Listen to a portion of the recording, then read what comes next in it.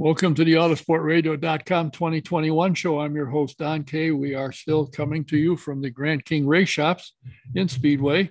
Today's show is presented by Honda and Honda HPD, the Indianapolis Motor Speedway, the NTT Indy Car Series, SVRA, McGilvery's Pub and Eatery and Speedway, and VP Insurance. A couple things I need to mention that are not very happy to do. You may or may not be aware that Bob Jenkins has got some serious health problems and he's struggling. So keep Bob in mind. Of course, one of the best racing announcers ever. And of course, he used to have a mulching business where he, in between. But Bob is having a real battle for his health. And also Robin Miller is currently in the hospital with serious health issues. So keep the two of them in mind. If you need to go see a dentist, there's only one you want to see, and that's the Indy Dental Group. Dr. Jack Miller, Indy 500 veteran, and his wife, Dr. Liz Lewis, have a spectacular practice. Everybody says, oh, I don't want to see a dentist. You want to see these people. Believe me, they got some of the best. So make an appointment with the Indy Dental Group. The number is 317-846-6125. I guarantee you'll be happy you did. You think you need your roof replaced or you need to have it inspected? I got an idea. Why don't you call Reed Roofing? Talk to Ted, my IT genius. He is a project manager and he can help you get yourself set up. You can call him at 317-500-3370. Schedule an inspection and get an estimate if you need a new roof. So give Ted a call. He'd love to hear from you. Probably talk a little bit about racing. Number 317-500-3370. And my computer guy, the A-plus affordable computer doctor, Steve Fries, has an office. It's located at 549 Fleming Street, which is just east of Lyndhurst on West Washington. Give him a call. Tell him what your problem is. If you can't bring it in to have it fixed, you can make a house call. His number is 317-938-7711. And is it time for insurance? For your home, your car, your commercial property, do what most of us have done and call Mike Pardee at VP Insurance. He's located at 5004 West 16th Street in Speedway. Give him a call, tell him what you need, and you might find, as we have found, you get better coverage for less money. His number is 317-248-0070. And have you ever wondered, why do these guys and gals want to drive those silly Indy cars at such high speed? Well, why don't you find out? Take a ride in the Indy car two-seater. The Indy Racing Experience has them, and they have times when you can get a ride. So go on IndyRacingExperience.com, find a date that works for you, or you can call the office, talk to Shonda. The number is 317-243-7171. And in the promo box online, or when you talk to Shonda, mention DK1, you get a 50% discount. You know, Trans Am was a huge event some years back. Well, it's back again. Tony Perella, the owner of SVRA, has purchased it, and it is growing like crazy. They've had 60-some cars entered in some of their events. You can go to svra.com and check out on the schedule tab where they're running and when. And if you can get there within an hour's drive, I highly recommend you go. But Trans Am or the Vintage Series are phenomenal. And while you're there, check out Speed Tour Magazine. You want to subscribe. It's a great magazine, great stories, great pictures. It's first class. Great magazine. It's svra.com. Check the schedule, what the next events are coming up, and try and get there, and subscribe to Speed Tour Magazine. Do you have a vintage car? Would you like one? If you got one that needs to be restored, call the Grand King shops, and they can help you on either one. You want to buy one or you have one you need restored, give them a call. The number is 317-820-3595. My guest today is a gentleman that I met some 27, 28 years ago at 16th Street Speedway. I was down there for a race, and I saw the mayor, Stephen Goldsmith, walking about the property, and I stopped somebody and said, how do I get in touch with getting the mayor on the program? And they said, go talk to that guy. I said, who's he? I said, it's Doug Boles. It's his PR or media coordinator or whatever you were. I can't remember what they said. I talked to you about it, told him what I was doing, and within 2 weeks I had the mayor on the program. And I've been pestering him ever since. And he is now and is the president and the face of the Indianapolis Motor Speedway, Mr. Doug Boles. Doug, I appreciate you taking the time to chat a bit, because I know, last year was hectic and it's been busy this year, and you got a lot of things going on. Yeah, it's been a crazy 15, 16 months, but happy to feel like we're getting closer to normal. And every time I come on your show, it's depressing to know that we've known each other for a quarter of a century. It's where does time go? I'm wondering the same thing. It seems the time gets away, and I keep getting bigger. I don't quite understand how that works. Well, and I'm getting grayer too, so that's bothering me a little bit. Growing up, you were a race fan. Your dad's worked for Indy Car and for the Speedway for many, many years. Judge Jeff Boles. Did you ever in your dreams think, gee, someday I'd like to be president of the Speedway? No, sir. I never thought that. I, just like all of us, I was just a massive fan of the Indianapolis Motor Speedway and was hoping that I could just continue to attend the 500 every year from that streak that I started in 1977 when I was 10 years old and I was allowed to finally go to race day.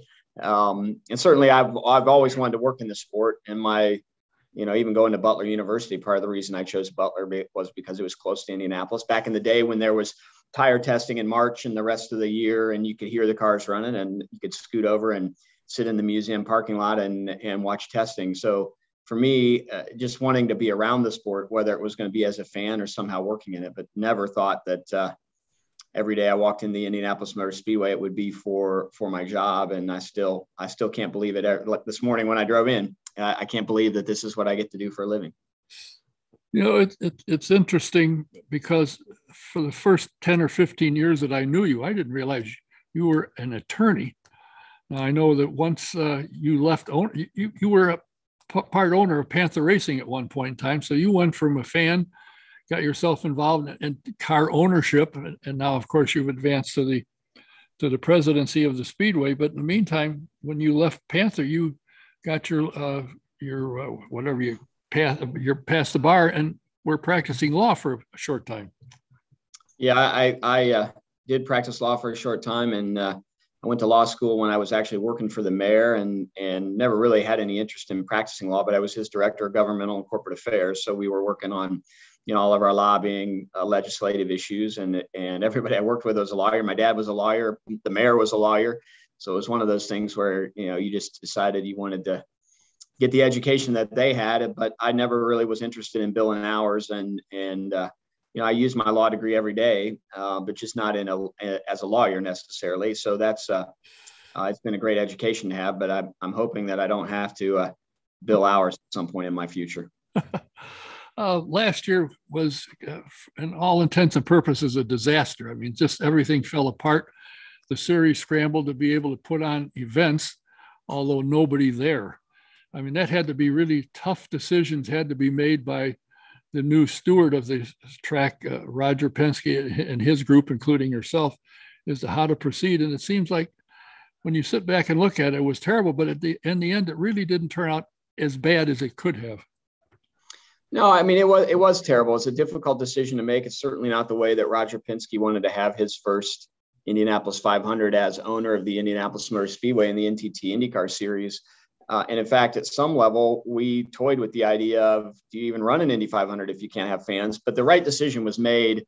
So much of the IndyCar community, so much of the IndyCar paddock depends upon the Indianapolis 500. And had we not run the 500 in 2020, financially, it would have been really difficult for a lot of the teams whose sponsorships and relationships really hinge a lot all around the Indianapolis 500. So having that race in August of last year, as depressing as it was to have it without fans, I think is really one of the reasons that when 2021 came around, we were really prepared from a series standpoint with a really strong field, continued that momentum that was there really up until March of 2020. So it was the right decision. It was a really, really tough decision, and one that I know Roger didn't take lightly. We didn't take lightly, but for the long-term benefit and health of the NTT IndyCar Series, and frankly, the Indianapolis 500, we felt it was really important. And then obviously this year, getting to have 135,000 fans in the grandstands, 134,970 of them. That too was a challenge, because we know that there were people that would like to have been here that weren't able to because they just didn't feel comfortable, or they were in a state where traveling was really difficult, or a country where traveling was impossible. But we are excited about the fact that it was a bridge from 2020 to what should be a completely normal year in 2022. How have the ticket sales gone? I know you had to have your order in by the 21st or something like that. Did they come in and did some that were not unable to attend this year sign up for next year? Yeah, our renewals have been as strong as they've ever been, which is really crazy. But I think it also tells you how desperate people are to get back to that normal world, that normal life that we had pre-March of 2020. So our renewals, like I said, haven't been stronger. I mean, it's amazing how much people want to come back, have renewed. The number of new customers who have applied to get tickets is stronger than it's ever been. So I look forward to a really, really great 2022 as we come back out of the backside of this pandemic. So we've been excited about that. And that also says an awful lot about our fan. The fan of the Indianapolis 500 is not necessarily just a race fan. They're an event fan, and they know what the Indianapolis 500 means. It's a way to celebrate summer around the corner, but more importantly, it's a way to celebrate the men and women who've served our country, especially those who paid that ultimate sacrifice on Memorial Day weekend, and all of the things in pre-race that lead up to it. To honor them is part of why we show up here. We show up to see the race, but we show up to say thank you to the men and women who've kept our country safe and free. Well, with having to cancel all the entertainment that was booked, it's got to make Allison Meglinton a little nervous, because that's part of what she does, having been involved in that for many, many years. It does a phenomenal job, I think. But looking forward, are things going to fall back into place where the entertainment will pick up again? I'm sure it will. And the Speedway is extremely busy now. There's a lot of things going on that it seems to me back a few years ago didn't necessarily happen here, but now there's all kinds of stuff going on. Yeah, we've definitely been progressing towards a more active racetrack for the last several years, and we're active again. We've refocused a little bit of that activity, I think, around larger events or events with stronger international brands, if you will, than some of the events that we might have had, 2 or 3 years ago. So, but we are really busy. In fact, since race day, we haven't had a day where we haven't either been converting the racetrack to get it prepared for something or actually having activity on the track. It's been really, really busy. We continue to have a busy July with the Ferrari Challenge events coming up here soon, and then some testing after that, and then rolling right into getting prepared for our August weekend in Brickyard with the NASCAR Cup and NASCAR Xfinity and the NTT IndyCar Series on the same weekend. And then in terms of events, the music is important to race weekend around the 500, and it just didn't make sense for us to do that this year, not knowing what kind of restrictions we were going to have, knowing that our venue for music really puts people in a standing room only situation where they're all together. You can't really space. So we were worried about that. So the best thing to do was to put that on hold. And the mayor's office, I think, really expected us to put that on hold as well, just because that was going to be a challenge. And Roger really wanted us to focus on making sure we had an Indy 500. That's the most important part of the weekend. So now that we've gotten through 2020 and 2021, we've already started thinking about how do we put those musical elements back together and make sure that continues to be part of, Carb Day and Indianapolis 500 race day.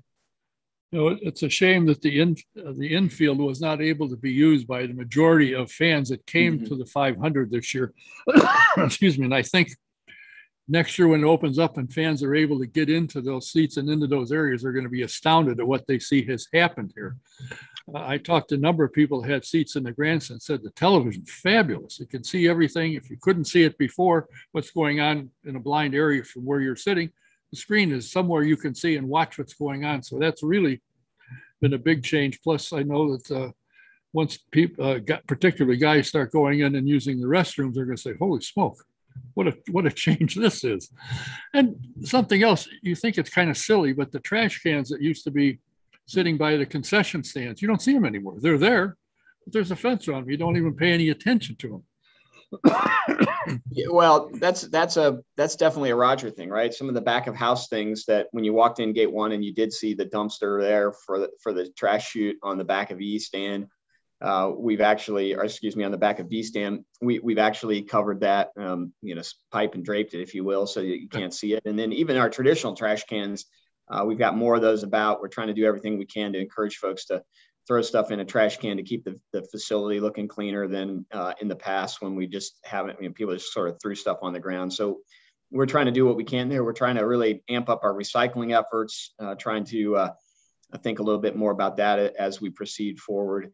definitely when people get a chance to get back in the infield next year, I think they'll really appreciate it. A lot of work's been done, on the grass and on the opportunities for fans when they're sitting somewhere to be able to see a video board. I can't wait for the August race when people are on the road course and they sit on the turn 7, 8, 9 mounds, which is drivers left through that section. We've got a new permanent board that's right across the way for fans that are sitting there to be able to really watch the action when they're sitting in that location. In the past, we've either not had a board or we brought a temporary board in that was relatively small and so far off the track that it was hard to see. So I think that's going to make that experience for the GA customer who just sits on the mounds, which frankly for our road course in a lot of ways is the best seat in the house. I look forward to the feedback from them on that. But Roger's here once a week at least. He walks the property when he's here, and we just sort of brainstorm about how can we make the customer experience better. And he's really open-minded to lots of ideas. And at the same time, he comes up with lots of ideas that have really helped us make this place better for customers. And it's been a joy the last year and a half to walk alongside him and learn from him and just see how passionate he is about our sport, our customers, and the Speedway. Well, it's interesting to me. You and I were talking one day, and you were telling me that that morning you had a meeting scheduled with Roger at 7:30, and you got there at 6:45, and he was already there. And he'd already the meeting was supposed to be 6:30, and I showed up about 5 after 6, and he was So I was 20, 25 minutes early, but he was already ready, and so you quickly learn that on time is late in the Penske world. So you try and show up early, and the cool thing about it is you just know that Roger Penske is going to be early. Roger Penske is going to work as late as you work and as hard as you work. And it makes it a lot easier to continue just to get up and put in the hours and put in the effort because you're working for a guy who's doing the same thing that you do. And the interesting thing to me is when you got there, he'd already toured the and was there before you were. So it's funny. He does that all the time. So he was in not this week, but last week when he was in. He came in the night before he was going to be here, and we knew we were meeting him early on the next morning. But by the time we got here, and then he was here, he'd also made a list of things because he'd driven through the Speedway in the dark as soon as he landed just to check in. So it's really neat that he loves the place enough that that he comes out and really takes time to understand it and learn it and help us make it better. So the upcoming event with the NTT Indy Car Series and the Infinity and NASCAR running, the entire facility will be open? Well, yes, in our road course configuration, right? So there's certain seats we don't open because they're just not good seats for the road course. But there's no restrictions in terms of the numbers we have. And the traditional road course locations will be open, including the mounds. So it should be a really, really fun weekend. I can't wait to Friday will be fun with IndyCar and NASCAR. So it's an afternoon start, really. Things get going on track, 2, 3 o'clock in the afternoon. And then IndyCar qualifying will go right up to almost 8 o'clock that evening. So it'll be fun to see qualifying. And then Saturday will be the first time the Cup cars have ever been on our road course in practice. And then you'll have Xfinity qualifying, Xfinity race, and the NTT IndyCar Series event. So that's going to be a really fun Saturday because you're going to get to see all 3 series participating on track that day. I can't wait to see that Saturday. And then Sunday for the Verizon 200, when we get a chance to watch qualifying and racing with the Cup cars on the road course. Normally, or the last several years, for the most part, it's just been racing only. So to have some qualifying in the morning and then the racing take place is going to be a lot of fun. A little bit earlier start than in the past too, which helps our friends from Chicago and other areas that come down on Sunday to get them home earlier. Has the response been what you're looking for by putting the 2 series together? It seemed to me, and I don't know numbers, but the last couple of NASCAR races haven't really drawn that well. But this thing, I got to think, is pegging the meter a lot better. Yeah, I think we're going to have a really good crowd all 3 days, especially on Saturday and Sunday. So Saturday, like I said, just the activity there, the NTT IndyCar Series folks to be part of the Big Machine Spike Coolers Grand Prix are really excited to, we've got a lot of our IndyCar fans that are coming that I think will help introduce them again to the Pennzoil 150 and the Xfinity cars on Saturday when they race as well. And that race last year on the road course was fantastic with Chase Briscoe winning, just battling it out there at the end. So I would anticipate the same thing. And then as the Verizon 200 teams get ready for that race on Sunday, I'm hoping that a lot of our IndyCar fans who have not come to the Brickyard in the last several years decide that Brickyard weekend this year, they're going to stay for both days and give NASCAR another shot here attending at the Speedway, and vice versa. I think our NASCAR fans that come in every year, I think they'll enjoy seeing the NTT IndyCar Series on the road course. So I think it's great for the sport to have both the premier North American racing series together on the same weekend at the same racetrack. We got to do it last year and unfortunately couldn't have fans. So this year I'm really excited about the opportunity to do that. And I do think Saturday and Sunday are going to be really special because the Cup cars haven't gotten a chance to test. So their testing is going to be that first practice on Saturday. So it should be entertaining. It seemed to me that the result or resulting event that's upcoming is a result of last year. As you said, the Infinity Series was a spectacular race on the road course. And I'm just wondering if that didn't tip somebody's mind, say, well, why don't we put NASCAR in there as well and then run Indy cars at the same time? Because that Infinity race was phenomenal. Yeah, it was a great race. And, the one thing I say, the one good thing that came out of COVID was the fact that it forced NASCAR and forced the NTT IndyCar Series into a situation where we all needed to help each other. And we needed a date for our GMR Grand Prix because it got canceled in May, and we weren't going to be able to do it in August as part of August. So we reached out to the folks at NASCAR and said, let's try and do this on the same weekend. Let's put it all together. We'd already announced that Xfinity was going to be on the road course for the Pennzoil 150, and then we were going to run the traditional Brickyard 400 on the oval the next day. So NASCAR was interested. NBC, who's been a catalyst over the last several years of trying to find a venue where we put them both the NTT IndyCar Series and the Cup Series on the same racetrack, same weekend, was really, really supportive. And the event turned out to be fantastic. The drivers of both series loved it.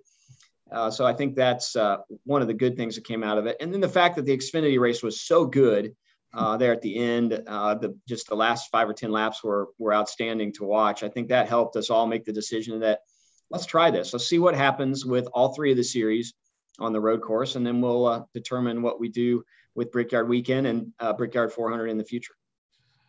I got a call from somebody, I don't know, a few weeks ago and said, find out if you ever get a chance to ask anybody, will cash be allowed to use in the Speedway? He said, I don't carry credit cards. I carry cash and they don't want it.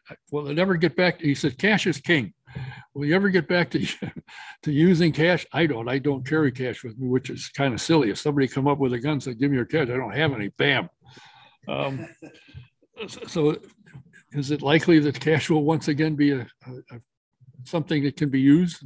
So we're going to try it. We're going to try, we tried cashless in May, and we're going to try cashless one more time in August. And then we'll sit down and see what we want to do going forward. We do our post-event surveys after every event, and we had like 6,000 responses to our Indianapolis 500 survey. And for the most part, people were pretty pleased with the cashless transaction. So our biggest challenge was trying to get some of our vendors out there who aren't necessarily set up to take credit cards to take them. So I don't know the answer to your question, other than I do know that we're going to be cashless for this race coming up. It's funny you highlight that. So I don't carry cash either. I'm a card guy, and my dad carries cash all the time. And we get in these weird conversations when we go somewhere, and Dad's like, oh no, use cash, don't use a card. I said, it's my debit card, Dad. And the two of us trying to, maybe it's just generational, although, I think there's just the convenience in the card, and then the ability to go at the end of the day or the end of the week and reconcile and know where you spent your money.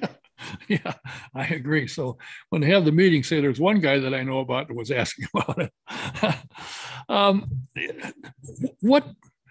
Since you never anticipated or never crossed your mind that you could end up being the president of the Indianapolis Motor Speedway, right? And I have to say, in my opinion, and I talked to a lot of people, you have been a spectacular ad.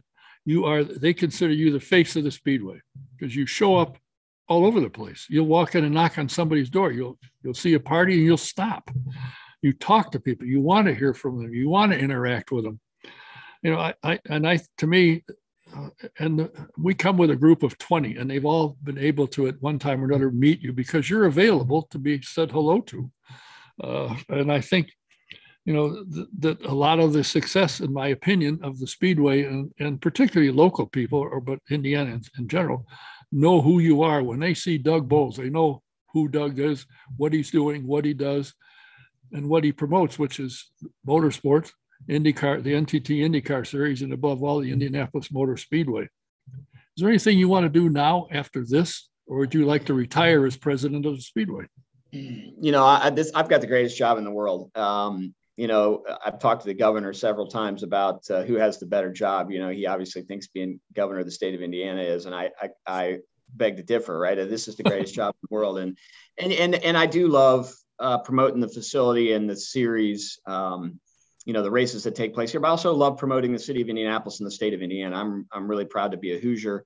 And, I think I've got a platform here that allows me to do that. And the only way we're going to get better is to actually talk to our customers and experience what our customers experience. So much of what I do is go out and sit in the grandstands, talk to customers, walk with them, go through, if I'm on the road in particular, whether I'm at a dirt track or I'm at another NTT IndyCar series, I make an effort to make sure I'm going to the concession stands. I stand in line with customers because I want to go through the whole experience, because you can't fix it if you don't necessarily do it. And you're right. I will, if I'm in the grocery store and I see somebody wearing an Indianapolis Motor Speedway hat or an Indianapolis Motor Speedway t-shirt, I say something to them and thank them, because that's a huge deal to buy a shirt and wear it and help promote our brand. And, occasionally I'll be driving home and, if somebody's mowing their yard and they've got an Indianapolis Motor Speedway t-shirt on, I'll turn my car around and go pull in their driveway, and they wonder, what's this guy doing in my driveway? And I just want to go thank him for, wearing our merchandise and helping us promote the race, because the race and the facility isn't special because of me.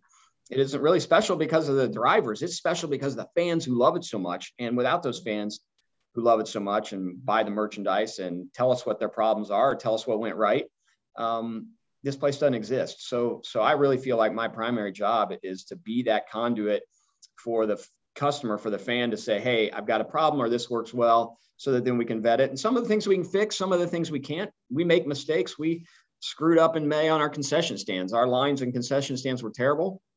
And we're working right now to try and figure out how we fix that going forward. So when we have these issues, we have to, first of all, we have to admit that we had an issue. And then secondly, we have to try and figure out how to fix it. But you can't do that if you're not willing to listen to your customers. Let me say this. The BC 39 is coming back. How difficult, how much arguing, how many phone calls did it take to get Jeff Gordon to say, yeah, I'll get back after 25 years in a midget and run on the dirt? One phone call from Tim Clausen. So Tim and Jeff sort of grew up together on the West Coast. So they've known each other forever. And when Tim offered the opportunity for Jeff to come do that, get in a midget and run again here at the Speedway a few weeks ago, he was really excited about it. And when he came, he was excited. He was nervous, which was really cool to see Jeff Gordon nervous. You could just tell he was nervous about getting back in the car. But 5 or 6 laps in, when he rolled that car in after his sort of shakedown lap, and he's screaming at the top of his lungs how it was the coolest thing, and how he said, I remember now why I love this so much, how much fun it is. It was really, really, that was one of the more special moments, I think, in my 10 years here at the Speedway, was watching Jeff Gordon with that big old smile on his face and running the midget. And hopefully we'll get him back here to run the midget some more. He's not going to race it right now. He's not ready to do that, which I completely understand, because those guys and gals that run that every weekend or more than one time a week are unbelievably talented. And when you throw a bunch of cars out there, it's pretty crazy. But Jeff was beginning to knock on the door of a really quick time on a track that wasn't really prepared for racing. We hadn't watered it well enough, and there's some other things to do. We were really just doing it for a PR stunt. And it was really, really neat to see. In fact, we had a call with Jeff a couple of days ago, just some follow-up stuff on that. And he was just continuing to talk about how much fun it was. And it was amazing to me how much chatter in the motorsport community there was seeing Jeff Gordon get back in a midget, because that's where a lot of us, you, me, a lot of us that first heard of Jeff Gordon was in a midget and a sprint car, and pretty neat to see him go back to his roots. It's amazing, these guys, I think. And the Speedway has to appreciate as well. First off, the competition in the NTT IndyCar series is second to none in the world. I don't think there's another series anywhere that has, in fact, when I was talking to, I think it was Jay Fry was interviewing him, and I said, on any weekend, there's 8 or 10 guys that can win, teams that can win a race. He said, oh no, there's 15, 18 of them, and any given weekend can win. And that's proved this year. So the competition is great. And having former Formula One drivers come in and do well, like Romain Grosjean and Marcus Ericsson and Felix Rehnquist, having those guys coming over here and competing and enjoying the competition, which they really didn't have in Formula One, because there's only 2 or 3 guys who are going to win in there. Whereas now there's anybody, as Marcus showed, can win a race. And I think it's really helped build the series, not only nationally, but internationally.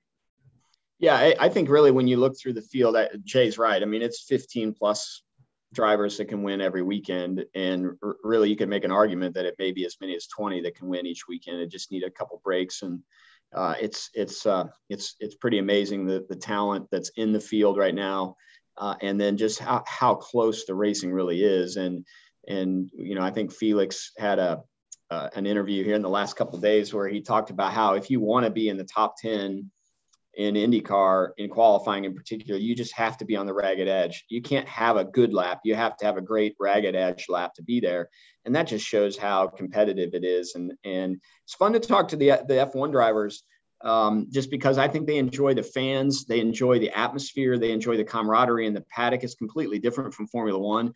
So those drivers that have come over are just really enjoying the opportunity. The racing is just sort of pure racing, but then the opportunity to interact with fans and do it in a way that they don't get to when they're in Europe has been pretty special as well. So I do think that's one of the great things about the NTT IndyCar Series is the competition, but also the accessibility that the drivers have to the fans and the fans have to the driver. You know, I talked to Jimmy Johnson on the grid at Mid-Ohio, and there's not anybody right now that I'm more impressed with than Jimmy Johnson. For him at the point in his career where he is and I said to him on the grid, I said, you jumped off the diving board into the deepest end of deep, and he's swimming. I mean, it's amazing what he's been able to do. And yeah, he's not up at the front of the grid, but he's not so far behind. I would have predicted at the beginning of the season that he would have been so far behind that it would have been no fun for him.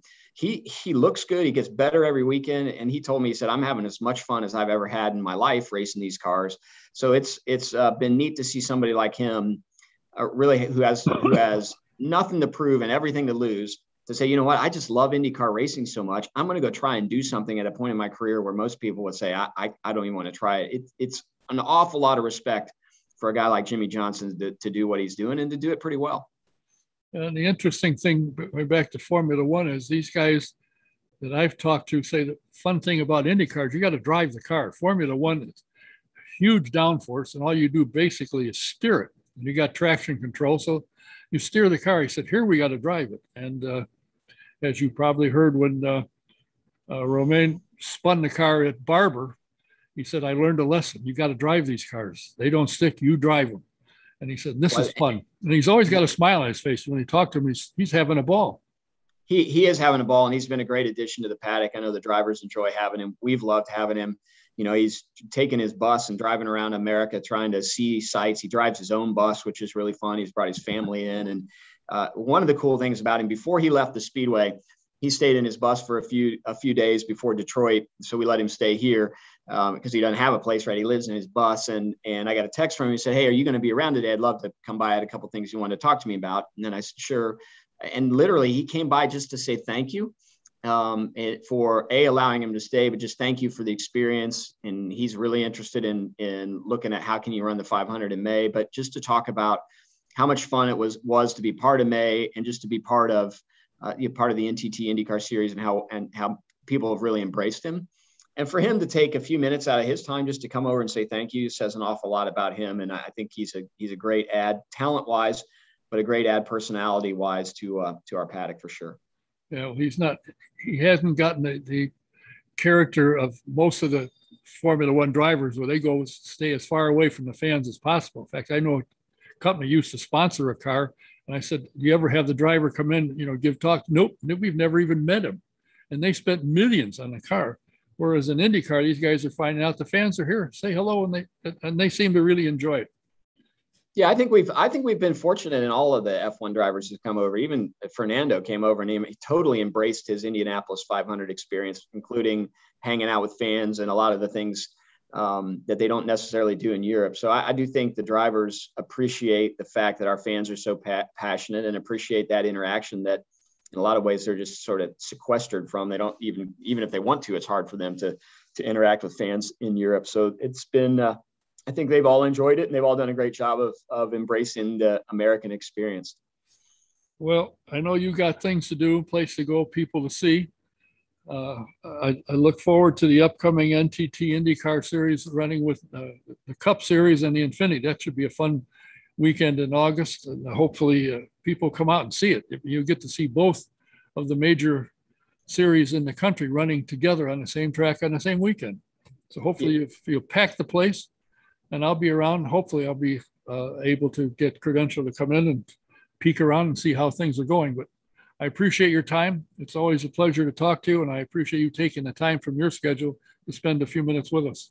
Yeah, happy to do it and look forward to seeing people here in August. It should be a lot of fun. We got a busy fall, so we go from that into Porsche. We got a Porsche event in early September. At the SCCA runoffs are back again for the last 2 weeks in September, the first weekend in October. The 8-hour challenge again in the middle of October with the SRO GT series, which will be a lot of fun. So we're almost busier in the fall than we are the rest of the year. So a lot of activity going on out here. Hope fans can get a chance to come out and check out the Speedway and just hang out and watch some cars. But certainly that August Brickyard weekend and triple header is going to be the highlight. Are the Porsche weekends and the Ferrari, are they open to the public, and can the fans go online and find out what days they can come out and watch? Yeah, so you can go to the website and find that out. So they're open to the public in 2 ways. Fans can come in and still continue to go to the museum and watch on the mounds for free. If they want to go back in the paddock, they'll just make the corner when they come into the racetrack, park their car, and then we'll get people checked in and they can buy tickets, allow them to go back to the paddock. The Ferrari weekend next weekend is going to be a blast. They're going to have the Ferrari Challenge cars, historic F1 cars here, as well as the FXX series, which are those $2+ million cars that you can buy and then you actually race them. So it should be a really, really fun weekend. And then the Porsche Festival in September is something we've never done before that we think will be an awful lot of fun with racing and a lot of Porsches here. So if you're a car enthusiast, come pay and go in the museum and hang out in the museum and watch it for free on the mounds. Or if you really want to be up close to cars, you can buy a paddock pass that allows you into the paddock area and you can watch the racing from some of the spectator mounds or on top of the gas alley suites in the grandstands there. Well, it sounds like nothing is slowing down. Roger and the whole staff are pushing to get activity and utilize the Speedway for what it's for: fans, excitement, and racing. Absolutely. And that's the great thing about having Roger. He's a race fan like the rest of us. And the more activity we have out here, the more we use the facility, the better it is. And like I said at the beginning, we're just trying to use it in a way and with brands and with series that we think appropriately help advance the Indianapolis Motor Speedway brand. Well, I think you're doing a great job, and I thank you again for your time. And who knows, one of these days there might be another knock on your door somewhere down the road and see if we can corral you again. That sounds great. Thanks, Doug. Appreciate your time. Thank you, Don. My guest has been the president of the Indianapolis Motor Speedway, Mr. Doug Boles. We have other guests lined up in the upcoming, so keep us in mind. Until the next time, Don K. saying thanks for watching. We'll see you again. Good night.